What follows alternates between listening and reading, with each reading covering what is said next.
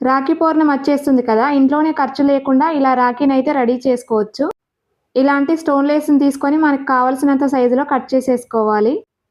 నీడిల్‌లోకి ఈ 2 వరుసల థ్రెడ్‌ని తీసుకొని ఇప్పుడు ఈ స్టోన్ లేస్‌ని రెండిటిని కలిపి కూడా వీడియోలో చూపిస్తున్నట్టుగా ఇలా చివర్లనైతే స్టిచ్ అయితే వేసుకోవాలండి. ఒక నాటు వేసేసుకోవాలి కదలకుండా.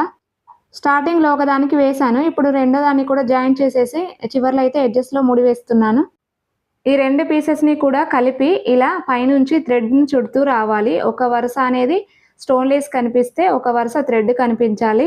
అది మొత్తం కంప్లీట్ అయిపోయిన తర్వాత అయితే మనము చేతికి కట్టుకోవడానికి థ్రెడ్ ఉండాలి కదా! ఆ థ్రెడ్ 4 వరుసలు తీసుకొని మనకు బ్యాక్ సైడ్‌న ఇప్పుడు మనం రెడీ చేసుకున్న దానికి బ్యాక్ సైడ్‌న అడ్డంగా ఉన్న థ్రెడ్స్‌లో నుంచి బయటకు ఈ థ్రెడ్‌ని తీయాలి. అప్పుడు రాఖీ అయితే రెడీ అయిపోయినట్టే. ఈ థ్రెడ్స్ కనిపించకుండా పేపర్‌ని స్టిక్ చేయాలి. అంతేనండి.